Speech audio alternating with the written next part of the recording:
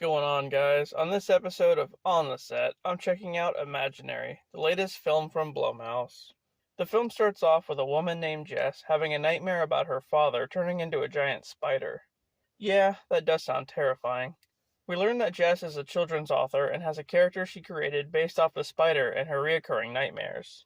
Jess has moved back into her childhood home with her husband Max, who's played by Tom Paine, also known as Jesus from The Walking Dead, and her two stepdaughters, Alice and Taylor.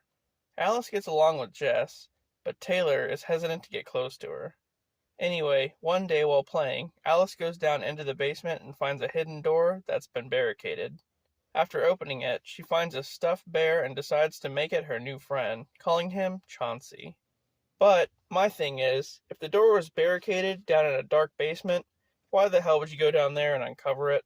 After that, Jess runs into their neighbor Gloria, who tells her that she used to babysit her when she was young, and she's glad that Jess is back. Also, we find out that after Jess's mom died when she was 5, an incident happened with her father, causing her to have to move away with her grandparents. With that being said, Gloria seems strange. Jess mentions that Alice has a new imaginary friend, and Gloria states that Jess used to have one too.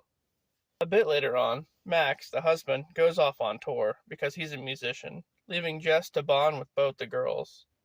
Everything's okay at first until Taylor invites a kid from the neighborhood over to watch a movie, where he gets attacked by what appears to be Chauncey. Then, Alice starts to develop a codependency to Chauncey and begins this weird scavenger hunt that he put together for her. Most of the things on the list are normal, except for a few of them, like a jar of bugs, and then one of the things on the list requires Alice to hurt herself. But luckily, Jess intervenes right before she can, and she ends up having to call a therapist to talk with Alice about the Chauncey situation.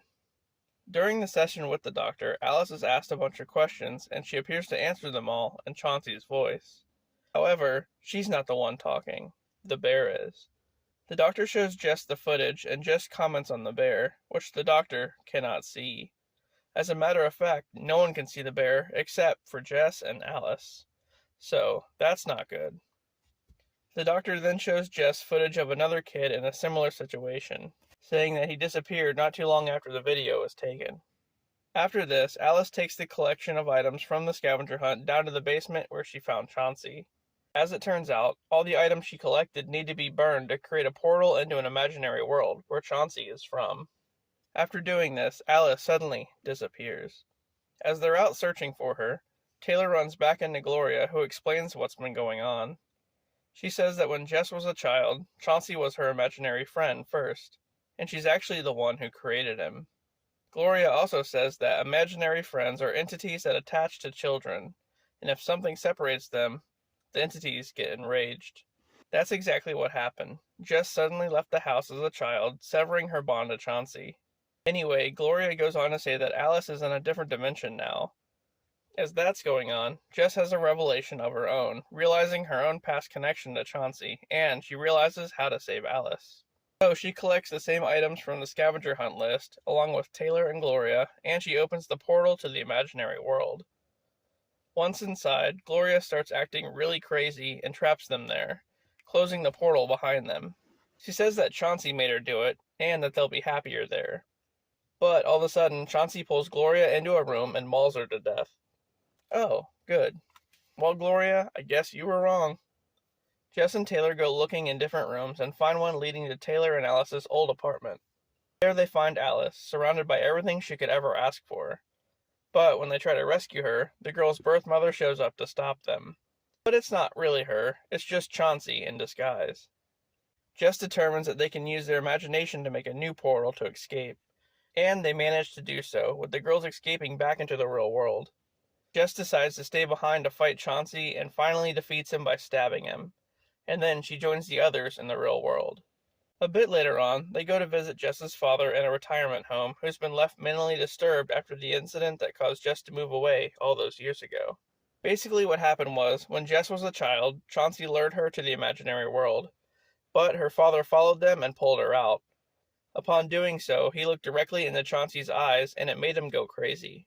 So that's basically why she had to get taken away when she was a child, and why he's in the home now. Anyway, as they all embrace each other, Jess realizes that she's still actually in the imaginary world and never left. Then it's revealed that Chauncey just used Alice's bait to actually trap Jess there as payback for abandoning him. Following this, Chauncey appears and turns into his true form, which is basically a giant spider, and he goes after her. But Taylor shows up to save Jess. The two of them make it back through the portal, and Chauncey follows, but they set him on fire and close the portal for good, trapping him in the imaginary world. The end. Wow, this one was freaking awesome. Blumhouse did it again. DeWanda Wise was great in this. I think she might be a newer actress, but after this movie, she'll definitely be getting a lot of calls. And what a cool concept, imaginary friends being evil entities. I liked it a lot. Alright guys, that was Imaginary. I highly recommend this one. Thanks for watching, and I'll see you later.